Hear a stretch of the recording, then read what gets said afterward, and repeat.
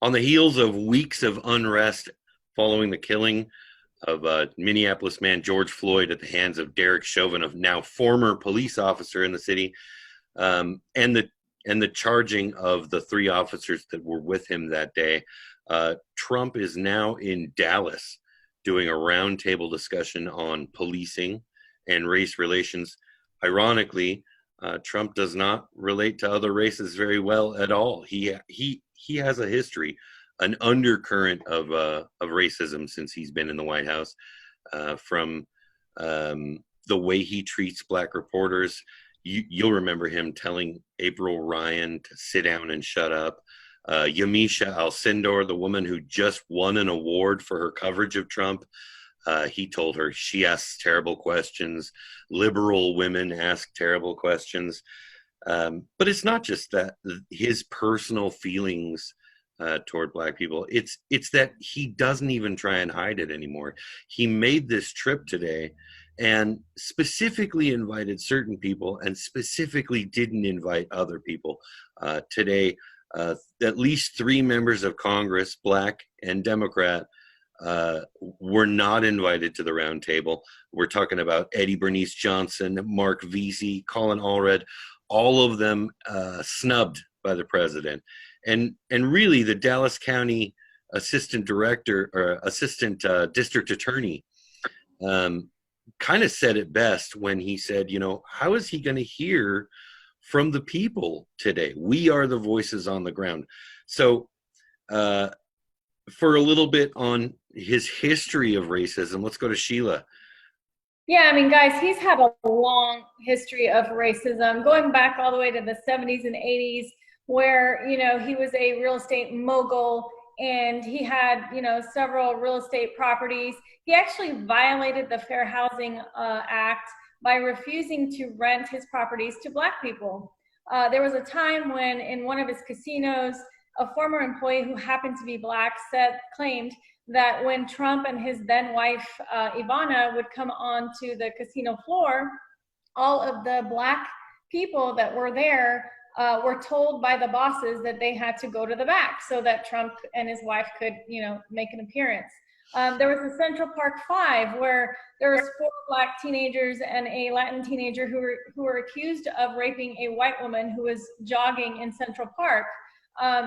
Trump jumped on that bandwagon, hired a huge ad, said, demanding bring back the death penalty. And even though later on their convictions were vacated, Trump went on the record and said that he still believed that they were guilty. So, fast forwarding to more recent times, there was the Muslim ban. There was him calling Senator Elizabeth Warren multiple times. He's called her Pocahontas. So, I mean, the list goes on and on. This is not like an isolated incident where he just said something that was unsavory, about someone of color. This is like a long history of just examples of him either saying racist things or just by his actions against Black people and other minorities. It almost seems, in fact, like it's gotten worse since he's been in the White House.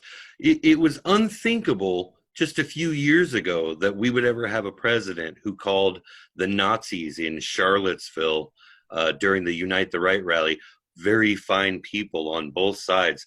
There's no debate there. There's Nazis and there's everyone else. But people do pick up on exactly what Trump is talking about, especially on social media. What have you been reading about it on Twitter, Conover? Well, I just picked up on Noel Kassler's tweet, and we've covered him a lot on Political Tribune. He's given us a lot of insight, and it's worth noting that he signed an NDA when he worked 6 seasons on The Apprentice, and all the information that he's unleashed about Trump. Trump likes a lawsuit. He loves to sue, and he hasn't tried to silence him. So he must have the goods on him. He's told us about Trump's inappropriate behavior with his daughter, even that he wears a girdle, Trump being with Epstein's victims, that he's lazy. And he just tweeted Anyone notice how pissed off Trump looked yesterday, having to sit at the table with black leaders? He hates being in their presence and would like that, and made that known by using racial slurs to describe them. Kwame Jackson and Holly Robinson Pete both called the N-word. And apparently that was on the set of The Apprentice because they both appeared on that. That is absolutely disgusting. You would think someone who is so practiced at being on a national stage would be a little better at kind of guarding his speech.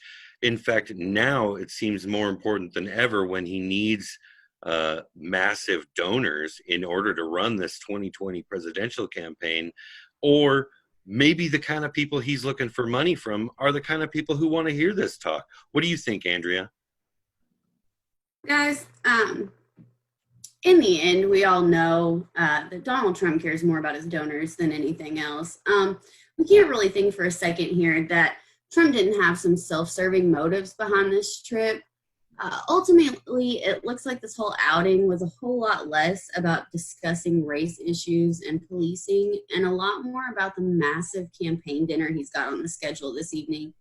The Dallas Morning News actually has reported that Trump is leaving the roundtable discussion and heading over to a $10 million campaign dinner with 24 of some of his biggest donors, all of whom will be forking over a startling minimum of $580,600 per individual for nothing more than an undoubtedly disgusting meal and a souvenir photo.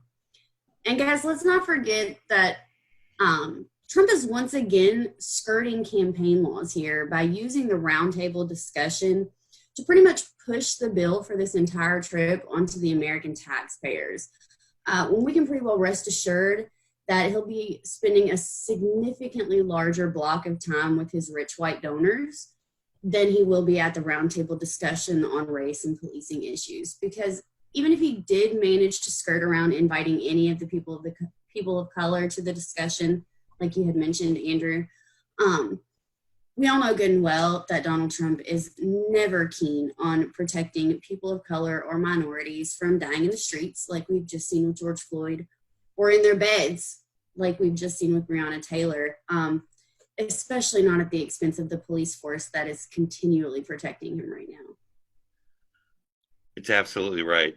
You know, as we wrap this up, all I can say is I'm glad I'm not paying $500,000 for a well-done steak with ketchup. It's hard to imagine even being in the same room with that guy, but we'll see how the roundtable goes today, and we'll probably have more for you on it later.